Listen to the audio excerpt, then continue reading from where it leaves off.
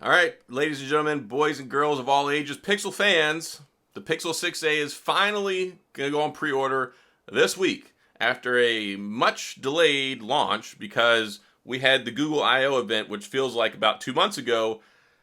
Really long time to go between an announcement and an actual product launch. And this is not even the product launch. This is the pre-order because it's not going to be in hand or available to pick up in the store non-pre-ordered until the 28th. So, what do you need to know? The brass tacks, let's get down into it. First of all, 6.1-inch screen. This is going to be a departure from the Pixel 6 and the 6 Pro having a 6.4 and a 6.7. The 6.1 still being a good size phone. Yes, it's not quite the 5.8 of yesteryear, but still, I think it's going to be okay. It may not make everybody happy, but at least it gives a smaller option than the 6.4 and the 6.7. It's going to have the Tensor chip. So for those of you who are migrating from an older A series, long gone will be the days of using a older, slower, inferior Snapdragon chip, heralding all the way back to the Pixel 3a series.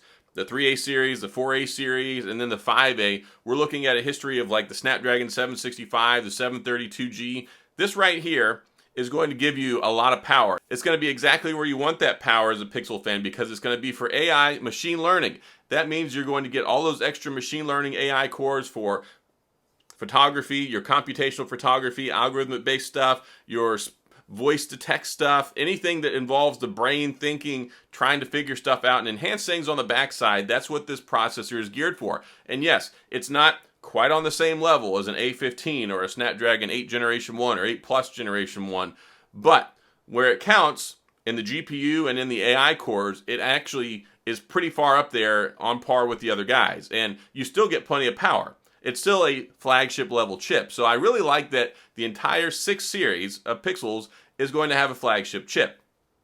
Also, you're going to get 6 gigabytes of RAM, and I think that's okay. For what we're looking at, a 1080p screen, no 90 hertz, no 120 hertz, no Quad HD Plus, nothing crazy. 6 gigs of RAM is probably going to be good, especially with the way that Google and Android 12 and moving forward into Android 13 in the next couple of months. That should take care of your app management and make sure that it's running things properly. We're in such a place now where it's actually recommended to not turn off apps. And this is just a mind-blowing thing to me. And I was going to make a whole video about it. Maybe I still will. This is something that really kind of started, at least in my understanding, in the iOS Apple world because the software is so smart now with the chip and the way the operating system works. It manages these apps and turns them on and off to where it has them managed better than if you close them and reopen them. Because what happens is when you close them and reopen them, it reallocates resources and actually takes up more memory and makes the processor do more work. Now, is there any tangible difference that I've ever noticed in closing and turning on different apps? No. But long gone are the days of yesteryear where you actually had to go close apps. I can remember even with like the BlackBerry Key 1, it was horrendous. Because when they first launched it, they launched it with only 3 gigs of RAM, and you would hit 3 gigs of RAM pretty darn quick. So then they came out with the 4 gigabyte model, and then with the Key 2, we got 6 gigs. So I think 6 gigs of RAM is a pretty good sweet spot, and I think that the form factor looks pretty good too. It's got that nice camera bar across the back. One thing that you do need to know about, though, is it's got last generation's camera. So the same camera that was in the Pixel 5, you're going to have in this one. And it's going to have the older selfie too. It's going to have the same selfie as the Pixel 6, but it doesn't have the same one as the Pixel 6 Pro, which it could use some improvement. I think it's okay. I think for $449 it's probably fine. I wish Google would put a little bit more emphasis on the selfie cameras though, because that's such a big part of using smartphones nowadays. People like to use their phones. They like to take good pictures on the back, but they like to shoot good video and selfies on the front. Because what we have now is TikTok and Instagram Reels and YouTube Shorts and all these crazy, everybody loves short form videos now. So you need to have a better selfie camera. Now, the one that's with it is okay. I've been using it with the Pixel 6. It's fine, but it's not quite on the same level as some of its counterparts that are really emphasizing that more at the mid-range phone. So this is still, I think, technically, it's really hard to classify this phone because the entire phone experience is not a flagship. But it has a flagship processor in it, just like the Pixel 6 and 6 Pro. So maybe you could call this a Barebones Flagship. I called the Pixel 6 a budget flagship. And this is like a budget Barebones Flagship. It's like if you go out and you go buy one of those budget or the pre-built or the skeleton ones or You know what I'm talking about. A Barebones PC where basically it just has the RAM, the processor, and the motherboard, and maybe one or two other components, and then you kind of add other stuff. This one, maybe we need to call this a Barebones Flagship. I don't know. Maybe that'll stick because it's not really in the realm of mid-tier. When you look at mid-tier, you look at Snapdragon 778 like we get with the new Nothing Phone 1, or you look at stuff like the Samsung Galaxy A53, maybe even the A73. You look at some phones like that, and then we have this new category, kind of what I like to call the budget flagship, where you look at the Pixel 6, you look at the S21 FE, and they offer kind of last year's flagship caliber performance. Well, this one gives you, I think it's going to give really, really good performance. I think it's going to give good performance for a long time with 3 years of operating system updates and 5 years of security patches. You will find, though, that it does not have the headphone jack. This is the first budget series, the first A-series Pixel phone that's not going to have the headphone jack. So that might make people upset.